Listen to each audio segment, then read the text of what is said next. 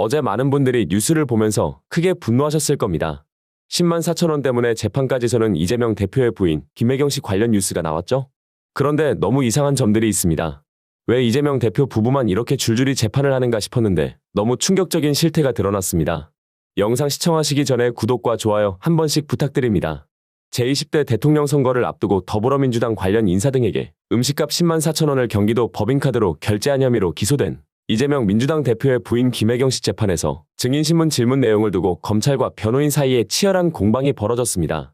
검찰이 증인을 상대로 김혜경 씨와 글을 수행한 것으로 알려진 전 경기도청 별정직 공무원 배아무개 씨의 수직적 관계를 입증하는 데 주력하자 변호인 쪽에서 공소사실을 벗어난 것이라며 이의를 제기한 겁니다. 자세히 살펴보면 이상한 점이 꽤 많은데요. 어제 수원지법 형사 13부 심리로 열린 김 씨의 공직선거법 위반 사건 공판에서 검찰은 경기도 법인카드 유용 의혹을 제보한 전 경기도청 비서 조명현 씨를 증인으로 불러 신문을 진행했습니다. 검찰은 조 씨가 별정직 공무원인 배 씨 추천으로 도청 공무원으로 채용된 경위, 배 씨로부터 받은 업무 지시 내용 등을 집중적으로 물었습니다. 조 씨는 배 씨의 지시를 받아 도지사 공관이나 자택으로 샌드위치나 맡긴 세탁물을 찾아서 가져다주는 일을 했다. 음식값은 법인카드로 하거나 개인카드로 먼저 한 뒤 나중에 취소하고 법인카드 결제하는 식이었다고 진술했습니다. 그리고 조 씨는 이런 지시를 김 씨로부터 직접 받은 적은 없고 배 씨로부터 지시받거나 전해 들었다는 취지로 답변했는데요. 그러자 검찰은 배 씨와 조 씨가 주고받은 텔레그램 대화 내용이나 통화 및 대화 내용 녹취록 등을 제시하며 배 씨의 구체적인 지시 내용과 결제 방법 등을 반복적으로 확인하는 절차를 이어갔습니다. 이런 검찰의 신문에 김 씨의 변호인은 공직선거법 사건과 무관한 내용이다. 검찰의 입증 취지가 무엇인지 의문이라며 이의를 제기했습니다. 김칠준 변호사는 공관과 자택으로 음식물을 보냈다는 게 이 사건과 어떤 인과관계가 있느냐. 공소 사실과 관련한 구체적이고 직접적인 내용으로 질문을 한정해달라고 요구했습니다. 김 씨의 혐의는 지난 20대 대선 당내 대선 후보 경선 출마 선언 뒤인 2021년 8월 2일 서울의 한 식당에서 민주당 국회의원 배우자 3명 및 자신의 운전기사 변호사 등에게 10만 4천 원 상당의 식사비를 경기도 법인카드로 결제해 기부행위를 했다는 내용입니다. 그리고 김 씨 쪽은 본인의 식사비를 자비로 결제하고 나머지 식사비는 누가 어떻게 결제했는지는 몰랐다고 밝힌 바 있습니다. 한편 검찰은 김 씨 변호인의 이의 제기에 피고인이 범행을 부인하기 때문에 본건 입증을 위해선 피고인과 배 씨 관계를 구체적으로 봐야 한다면서 과연 배 씨가 피고인 모르게 음식 대금을 결제하고 제공할 수 있는지 따져봐야 한다고 맞받았습니다. 이에 재판장은 검찰 신문 사항에 중복적이고 반복적인 것이 상당히 많다. 예를 들어 배달 횟수, 장소, 결제 방법 등을 반복적으로 묻기보다 쟁점 위주로 해달라고 주문했습니다. 재판장까지 나서서 검찰을 제지했다는 겁니다. 앞서 김 변호사는 재판 출석 전 기자들을 만나 오늘 증인은 국민의미래 비례대표 후보로 출마했던 사람이고 지금도 한 후보의 선거운동을 하는 사람이라며 선거가 임박한 이 시점에 검사와 증인이 선거에 영향을 미칠 목적 또는 선거운동으로 활용하려고 하지 않을까 우려된다고 지적하기도 했습니다. 즉, 증인이 국힘과 아주 밀접한 관계가 있는 사람이라는 것인데 이런 사람이 공정한 증인이라고 할 수 있겠습니까? 심지어 김 씨 변호인의 우려대로 검찰은 실제로도 공직선거법과 무관한 내용을 물으면서 김 씨 측을 압박했습니다. 검찰도 양심이 있어야 하는 게 아니냐는 거죠. 만약 이것이 자신들의 선거 필승을 위한 큰 그림이자 공작이라면 윤석열과 여당은 굉장히 멍청한 겁니다. 이 덕에 김건희가 또 소환되기 시작했거든요.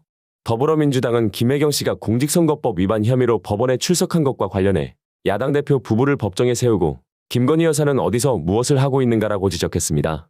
신현영 민주당 대변인은 어제 오후 서면 브리핑을 통해 김혜경 씨가 오늘 법인카드 7만 8천 원을 식대로 유용했다는 혐의로 법정에 출두했다며 이 대표도 선거운동 마지막 날인 내일 재판정에 출두할 예정이라고 소개했습니다. 그러면서 검찰은 야당 대표 부부를 선거운동 마지막 날에 재판정에 출두시키는 모습을 연출했다고 꼬집었는데요. 이어 그러나 김 여사는 총선을 앞두고 115일째 공식 석상에서 사라졌다며 김 여사의 주가 조작 수사도 윤석열 정부 2년 내내 오리무중이라고 강조했습니다. 그리고 더욱이 윤석열 대통령은 5일 김 여사를 감추려는 듯 관례를 깨고 부산에서 홀로 사전투표를 했다며 국가 행사는 물론 해외 순방에서 대통령 곁을 지켰던 김건희 여사는 어디서 무엇을 하고 있는가라고 따져 물었습니다. 신 대변인은 야당 대표 부부는 마지막 날 법정에 출두하는 모습을 연출하고 대통령 배우자의 허물은 꽁꽁 숨기는 것이 공정한 대한민국인가라며 국민은 이것이 윤석열 대통령이 내세우는 공정과 상식인지 묻고 있다. 그에 답하라고 했습니다. 앞서 이 대표는 이날 오전 서울 동작을 류사명 후보 지지유세에서 서부 경남은 제가 시간이 없어서 가보지도 못했는데 내일은 재판을 안 가고 거기를 한번 가볼까 이런 고민을 하고 있다고 언급했습니다. 이 대표는 선거 전날인 오늘 대장동 개발 비리 의혹 재판이 예정돼 있었습니다. 자신들의 범죄는 늘 꽁꽁 숨기는 것과 동시에 자신들을 비판하는 자들이 있으면 어떤 수를 동원해서라도 압박을 가합니다. 그리고 이미 이 정부의 편파는 정평이 자자합니다. 선방위를 두고 비판이 거센 이유도 여기에 있겠죠? 이번 선방위가 최근 한 달여간 결정한 관계자 징계 포함 법정 제재는 지난 총선 선방위보다 무려 7배 증가한 것으로 확인됐습니다. 김건희 특검이라는 표현에 씨나 여사가 빠져 문제라는 등 선거와 직접적인 관련이 없는 방송 내용까지도 제재하면서 선방위가 언론을 위축시키고 있다는 지적이 제기되고 있습니다. 이미 상식을 심하게 넘고 있다는 겁니다. 언론장악저지 공동행동은 4일 오전 서울 종로구 참여연대 아름드리홀에서 월권심의 22대 총선선거 방송심의위원회를 말하다를 주제로 기자간담회를 열었습니다. 공동행동은 지난 2월 15일부터 지난달 28일까지 7차례에 걸친 선방위 심의회의를 살피고 결과를 발표했는데요. 선방위는 공직선거법 제8조의 2에 따라 선거방송의 공정성 유지를 목적으로 방송통신심의위원회 산하에 설치하는 합의제 기구입니다. 공동행동은 선방위가 과잉 징계를 벌이고 있다고 주장했습니다. 실제로도 2019년 21대 총선 선방위 임기 동안의 의결 현황을 보면 법정 제재는 단 2건에 그쳤는데요. 이마저도 관계자 징계와 경고는 없었고 가장 낮은 단계의 제재인 주의만 있었습니다. 이에 반해 이번 선방위는 최근 한 달여간 의결만 살펴도 법정 제재가 14건에 달했습니다. 과징금 부과 다음으로 가장 중한 제재인 관계자 징계가 8건, 경고 3건, 주의 3건이 있었습니다. 뿐만 아니라 월권 심의 논란도 있습니다. 이날 간담회에 참석한 김수정 민주언론시민 연합정책위원장은 선거와 직접 관련 없는 시사보도 프로그램 방송까지 심의 대상이라며 비판했습니다. 문제가 심각한데 언론에서도 함부로 보도를 못하고 있습니다. 지난달 28일 열린 제12차 선방위 심의에서 이태원 참사 특별법 거부권 행사, 고발 사주 재판 판결, 해병대 최상병 사망 수사 외압 의혹, 김건희 도이치모터스 주가 조작 의혹을 다룬 방송에 대해 법정 제재를 전제한 의견 진술이 의결됐다는 것도 있는데요.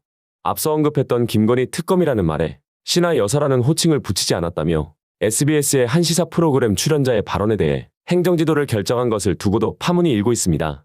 당시 선방위는 방송 프로그램의 배열과 그 내용의 구성에 있어서 특정한 후보자나 정당에 유리하거나 불리하지 않도록 해야 한다는 규정을 들어 김건희라는 호칭을 진행자가 바로잡지 않은 점을 문제 삼았습니다. 선방위의 결정 이후 KBS와 MBC, YTN과 JTBC 등 시사 프로그램들이 김건희 특검법이라는 기존 표현을 김건희 여사 특검법이라고 수정하면서 언론 위축을 우려하는 목소리도 지속적으로 나오는 상황입니다. 이번 선방위는 야권 추천위원들이 퇴장한 채 여권 추천위원들의 의결로 결정되는 등 출범부터 구성을 두고 잡음이 발생했습니다. 당시 야권 추천위원들은 위원 구성에 개별 방송사에 추천받은 점과 추천단체가 해당 분야 대표성과 공신력을 담보할 수 있는지 의문이라는 점, 보수 일색이라는 점 등을 지적했습니다. 선방위는 국회의 교섭단체를 구성한 정당, 중앙선거관리위원회, 방송사, 방송학계, 대한변호사협회, 언론인단체 및 시민단체 등이 추천